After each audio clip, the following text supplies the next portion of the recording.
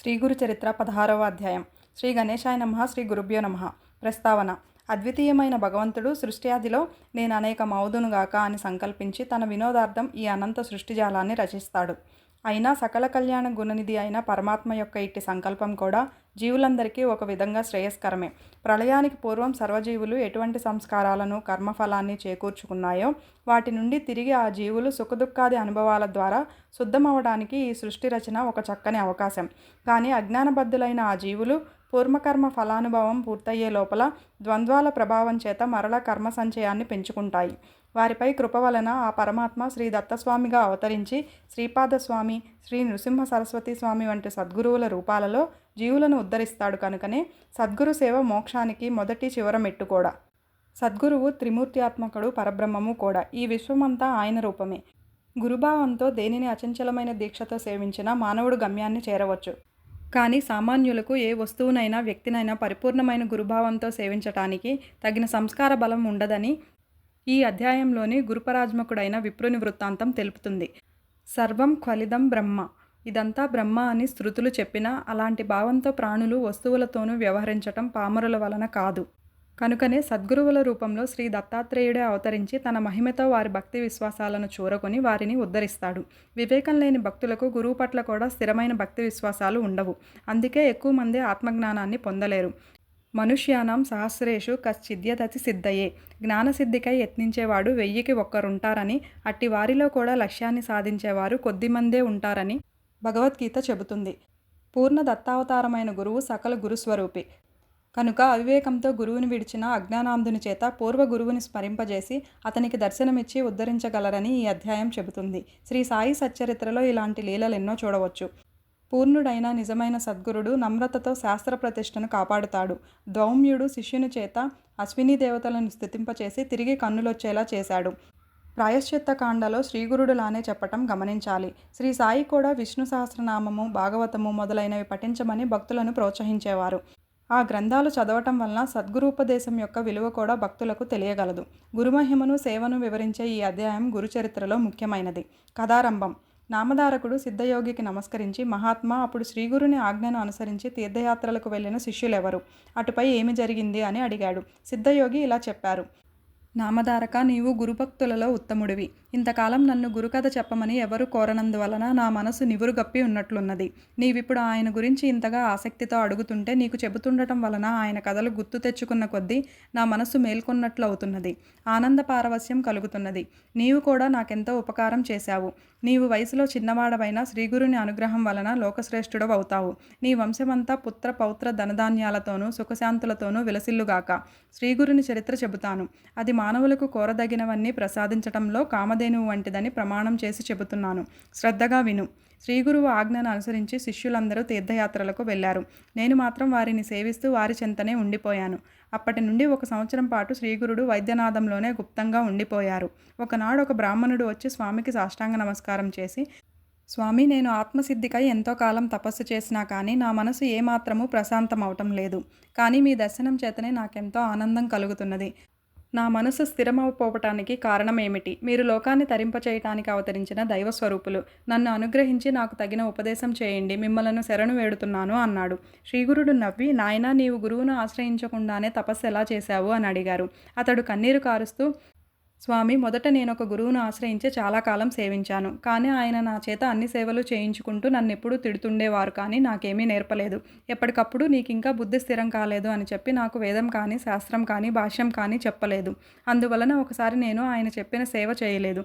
అప్పుడు ఆయన నాపై ఎంతో కోపించి తీవ్రంగా నిందించాడు. వెంటనే నేను ఆయనను విడిచి వచ్చేశాను అని చెప్పాడు. శ్రీగురుడు ముక్కు మీద వేలు వేసుకొని, అయ్యో బ్రాహ్మణుడా, ఎంత పని చేశావు? నీవు చేసిన పని ఆత్మహత్య అంతటి మహాపాపం. నిజానికి నీవే నీలోని దుర్గుణాలను తెలుసుకోలేక గురువును నిందిస్తున్నావు. నీకింక మనసు నిశ్చలం ఎలా అవుతుంది? దొరికిన కామధేనువు వంటి గురువును విడిచి నీవెక్కడికి పరిగెడితే మాత్రం నీకు జ్ఞానం ఎలా లభిస్తుంది? గురుద్రోహికి ఇహంలోనూ పరంలోనూ సుఖం ఉండదు. అతడికి జ్ఞానం ఎన్నటికీ కలగదు. అజ్ఞానాంధకారంలో చిక్కుపడవలసినదే. గురువుని ఎలా సేవించాలో తెలిసిన వాడికే వేదాంగాలు తెలిసి సర్వజ్ఞుడవుతాడు. అష్టసిద్ధులు అతనికి ఆధీనం అవుతాయి. నీ వంటి గురుద్రోహి ముఖం చూడటం కూడా అపశకనం అవుతుంది. దేవాలయంలో మల విసర్జన చేసి అందుకు తిట్టిన వాణ్ణి తప్పు పట్టినట్లున్నది నీ పని అన్నారు. అప్పుడు ఆ విప్రుడు భయపడి దుఃఖంతో స్వామి పాదాలపై పడి, పరమగురు జ్ఞానసాగర, బుద్ధిహీనుడనై తెలియక గురుద్రోహం చేశాను. గురువునెలా తెలుసుకోవాలో సేవించాలో తెలిపి నన్ను ఉద్ధరించండి అని దీనాతి దీనంగా ప్రాధేయపడ్డాడు. శ్రీగురుడు అతని దైన్యానికి కరిగిపోయి అపార కరుణతో ఇలా చెప్పారు.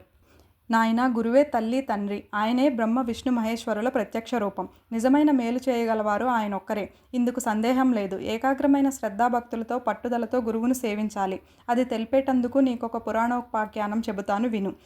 ద్వాపర యుగంలో దౌమ్యుడనే బ్రహ్మర్షి ఉండేవారు. ఆయన దగ్గర అరుణి, బైదుడు, ఉపమన్యువు అను ముగ్గురు శిష్యులు వేదం అభ్యసిస్తూ ఆయనను శ్రద్ధతో సేవిస్తుండేవారు. అహంకారం మొదలగు దోషాలు తొలగి మనస్సుకు శుద్ధి కలగచేయటానికి వెనకటి గురువులు శిష్యుల చేత సేవలు చేయిస్తుండేవారు. అతని సేవను బట్టి అతని గురుభక్తిని మనశ్శుద్ధిని నిరూపించి అనుగ్రహించేవారు.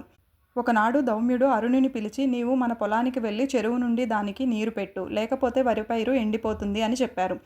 అరుణి వెంటనే వెళ్ళి చెరువు నుండి కాలువ ద్వారా నీరు పెట్టాడు. కానీ కాలువకు ఒకచోట గండిపడి నీళ్లన్నీ పల్లానికి పోతున్నాయి. మట్టి రాళ్లు ఎంత వేసినా కట్ట నిలవలేదు. అప్పుడు అతడు ప్రాణం పోయినా సరే గురువు చెప్పినది చేసి తీరాలన్న నిశ్చయంతో ఆ గండికి తాను అడ్డుగా పడుకొని గురువును ధ్యానిస్తున్నాడు. అప్పుడు ఆ నీరు అతని మీదుగా పొలానికి ప్రవహించింది. చీకటి పడినా కూడా అరుణి ఆశ్రమానికి రాకపోయేసరికి దౌమ్యుడు వచ్చి పొలం నిండుగా నీరుండటం గమనించారు.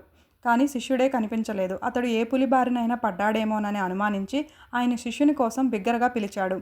అరుణి సమాధానం ఇయ్యలేక కొంచెంగా శబ్దం చేశాడు. దానిని బట్టి దౌమ్యుల వారు వచ్చి శిష్యుని లేవనెత్తి కౌగులించుకొని సంపూర్ణంగా అనుగ్రహించారు. వెంటనే అతడు సర్వశాస్త్ర పారంగతుడైనాడు.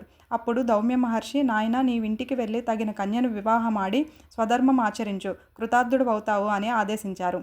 అరుణి గురువుకు నమస్కరించి ఇంటికి వెళ్ళి లోకపూజ్యుడయ్యాడు. ఒకరోజు దౌమ్యుడు తన రెండవ శిష్యుని పిలిచి, నాయన, పైరు పంటకు వచ్చింది. నీవు రోజు కావలి కాచి పైరు కోసి ధాన్యం ఇంటికి చేర్చు అని చెప్పారు. బైదుడు తనకు గురుసేవ లభించినందుకు సంతోషించి పైరునెంతో జాగ్రత్తగా సంరక్షించి పంట పక్వానికి వచ్చాక కోయించాడు. తర్వాత ధాన్యం రాశిగా పోయించి ఆ సంగతి గురువుకు చెప్పాడు. ఆయన అతనికి ఒక బండి, ఒక దున్నపోతును ఇచ్చి ధాన్యం ఇంటికి చేర్చమని చెప్పారు. అతడు ఆ బండి కాడికి ఒక ప్రక్క ఆ దున్నపోతును కట్టి మరొక దున్నపోతు లేనందున రెండో వైపు కాడిని తన భుజాన వేసుకొని ధాన్యం ఇంటికి తీసుకొస్తున్నాడు. దారిలో ఒకచోట బురదలో ఆ దున్నపోతు కూరుకుపోయింది. అప్పుడు బైదుడు దున్నపోతును విడిపించి తానొక్కడే బండిని బురదలో నుంచి లాగటానికి ప్రయత్నించి ఆ శ్రమకు ఓర్వలేక స్పృహ తప్పి పడిపోయాడు. కొంతసేపటికి దౌమ్యుడు అక్కడికి వచ్చి చూసి అతని గురుసేవా దీక్షకు మెచ్చి అతని మెడ నుంచి కాడి తొలగించి అతనిని లేవతీసి కౌగిలించుకొని అనుగ్రహించారు. వెంటనే వేదశాస్త్ర విజ్ఞానమంతా అతనిలో మేల్కొన్నది. గురువు అతనికి సెలవిచ్చి ఇంటికి పంపారు. కొద్ది కాలంలోనే అతడు కూడా అరుణి వలె లోకప్రసిద్ధుడయ్యాడు. ఇక ఉపమన్యువు మాత్రమే ఆ మహర్షిని సేవిస్తుండేవాడు. అతడు అతిగా భోజనం చేసేవాడు. ఆ మాంద్యం వలన విద్యాభ్యాసంలో అతని మనసు నిలిచేది కాదు. దౌమ్యుడు ఆలోచించి ఒకరోజు అతనిని పిలిచి, నాయనా, నీవు గోవులను అడవికి తోలుకొని పోయి మేపుకొని వస్తుండు అని చెప్పారు. ఉపమన్యువు గోవులను అడవికి తీసుకువెళ్ళాడు. కొంతసేపటికి అతనికి ఆకలి వేయసాగింది. వెంటనే అతడు ఆవులను ఇంటికి తోలుకొచ్చాడు. దౌమ్యుడు అది చూసి, నీవు ప్రతిరోజు సూర్యాస్తమయం వరకు గోవులను మేపాలి అన్నారు. మరునాటి నుండి ఆవులు మేస్తుండగా బాగా ఆకలైనప్పుడు అతడు స్నానం చేసి సంధ్యవార్చుకొని దగ్గరలోనున్న బ్రాహ్మణుల ఇండలో భిక్ష తెచ్చుకొని భోజనం చేయసాగాడు. అందువలన కొద్ది కాలానికి అతని శరీరానికి మంచి పుష్టి కలిగింది. అది గమనించిన దౌమ్యుడు ఒక రోజున అతడిని అడిగి కారణం తెలుసుకొని, నన్ను విడిచి భోజనం చేస్తున్నావటరా, నిత్యం నీవు తీసుకువచ్చిన భిక్ష నాకిచ్చి మరలా అడవికి పోయి ఆవులను మేపుకొని రావాలి అని ఆజ్ఞాపించారు. ఉపమన్యువు అలా చేస్తుండటం వలన ఆకలి అతనికి ఎంతగానో బాధించేది. అతడు తాను మొదట తెచ్చుకున్న భిక్షను గురువుకు అర్పించి రెండవసారి భిక్ష తెచ్చుకొని తినసాగాడు. అందువలన అతడి శరీరం పుష్టిగా ఉండటం చూసి దౌమ్యుడు కారణం అడిగి తెలుసుకొని ఆ రెండవ భిక్షను కూడా తమకే ఇవ్వమని చెప్పారు. ఉపమన్యువు కొంచెమైనా బాధపడక అలానే చేసి ఆవుల దగ్గర దూడలు త్రాగగా మిగిలిన పాలు త్రాగి ఆకలి తీర్చుకోసాగాడు. అందువలన కొద్ది కాలంలోనే అతని శరీరం మరింత లావెక్కింది. ఒకరోజు దౌమ్యుల వారు అందుకు కారణం అడిగి తెలుసుకొని, ఒరే, పశువుల ఇంగిలి పాలు త్రాగితే పశువు వలె నీవు కూడా బుద్ధిహీనుడు అవుతావు, కనుక త్రాగవద్దు అని నిషేధించారు. ఆ మరునాడు ఆకలి వేస్తుంటే జిల్లేడి పాలు ఎంగిలివి కావని తలచి వాటిని ఒక దొప్పలో పడుతుండగా ఆ పాలు అతని కళ్ళల్లో చింది అతని రెండు కళ్ళు కనిపించలేదు. తర్వాత అతడు గోవులను వెతుక్కుంటూ పోతూ ఒక బావిలో పడిపోయాడు. సూర్యాస్తమయం అయిన శిష్యుడు ఇంటికి రాకపోయేసరికి అతన్ని వెతుకుతూ దౌమ్యుల వారు అడవికి వెళ్లారు. ఆయన కేక విని ఉపమన్యువు బావిలో నుండి సమాధానం ఇచ్చాడు. ఆ మహర్షి బావి వద్దకు వెళ్ళి అతని దుస్థితి తెలుసుకొని అశ్విని దేవతలను ప్రార్థించమని చెప్పారు. ఉపమన్యువు అలా చేయగానే అతనికి దృష్టి వచ్చింది. వెంటనే అతడు బావి నుండి బయటకు వచ్చి గురువుకు నమస్కరించాడు. దౌమ్యుడు అతని గురుభక్తికి మెచ్చి అతని తలపై చేయి పెట్టి, నాయనా, నీ కీర్తి నలుదిక్కులా వ్యాపిస్తుంది. నీ శిష్యులు కూడా నీ అంతటి వారవుతారు. వారిలో ఉందకుడనే శిష్యుడు తన గురుభక్తి చేత నాగలోకాన్ని జయించి నాగకుండలాలు నీకు దక్షిణగా సమర్పించగలడు, నీ కీర్తిని శాశ్వతమొనర్చగలడు అని ఆశీర్వదించారు. అతడు గురుకృప వలన వేదశాస్త్ర పారంగతుడై ఇంటికి వెళ్ళి గృహస్థాశ్రమం స్వీకరించారు. కాలాంతరంలో దౌమ్యుల వారి ఆశీర్వచనం పూర్తిగా ఫలించింది. కనుక నాయన, గురుని అనుగ్రహంతో పొందలేనిది ఏదీ లేదు. గురుద్రోహం వలన ఇహపరాలలో సుఖమే ఉండదు. సరికదా, నీవెంత తిరిగినా వ్యర్థమే. కనుక నీవు వెంటనే వెళ్ళి నీ పూర్వ గురువునే ఆశ్రయించి ఆయనను ప్రసన్నం చేసుకో. ఆయన ప్రసన్నుడైతే నీకు వెంటనే మనస్సు స్థిరమవుతుంది. శ్రీగురుని మాటలు విన్న ఆ బ్రాహ్మణుడు, స్వామి, నేను అజ్ఞానం వలన గురుద్రోహం చేసిన మాట నిజమే. నేను చేసిన అపరాధాలు కూడా ఎన్నో. విరిగిన నా గురువు మనస్సు అతకడం సాధ్యం కాదు. ఇక నేను బ్రతికి ప్రయోజనమేమి? నా పాపానికి పరిహారంగా నా ప్రాణాలు విడుస్తాను అని తీవ్రమైన పరితాపంతో ఆత్మహత్యకు సంసిద్ధుడయ్యాడు. అప్పుడు శ్రీగురుని మనస్సు కరిగి, నాయన, తీవ్రమైన పరితాపం వలన నీ దోషం నశించి వైరాగ్యం కలిగింది. ఇప్పుడు నీ గురువును మనసారా స్మరించు అని చెప్పి అతనిని ఆశీర్వదించారు. వెంటనే అతని కంఠం గద్గదమై శరీరమంతా రోమాంచితమైంది. కన్నులు ఆనంద బాష్పాలతో నిండాయి. అతడు కృతజ్ఞతతో స్వామి పాదాలకు నమస్కరించగానే వేదశాస్త్రాల సారం అతని హృదయంలో ఉదయించింది. అప్పుడు శ్రీగురుడు, నాయనా, నేను చెప్పిన గురుమహిమ హృదయంలో నిలుపుకొని నీవు నీ గురువు వద్దకు వెళ్ళు. నీవు నమస్కరించగానే ఆయన ప్రసన్నుడవుతాడు. ఆయనే నేనని తెలుసుకో అన్నారు. అతడు అలానే చేసి తర్వాత ముక్తి పొందాడు. ఇలా 1 సంవత్సర కాలం వైద్యనాథంలో నివసించి తర్వాత శ్రీ నృసింహ సరస్వతి దేశ సంచారం చేస్తూ కృష్ణా తీరంలో ఉన్న బిల్లవటి గ్రామంలోని భువనేశ్వరీదేవి సన్నిధి చేరి అచ్చట కృష్ణావేణి సంగమంలో పడమట తీరాన ఉన్న ఉదుంబర వృక్షం కింద కొంతకాలం గుప్తంగా నివసించారు. శ్రీ దత్తాయ గురవే నమః. శ్రీ శ్రీపాద శ్రీ వల్లభాయ నమః. శ్రీ నృసింహ సరస్వత్యై నమః.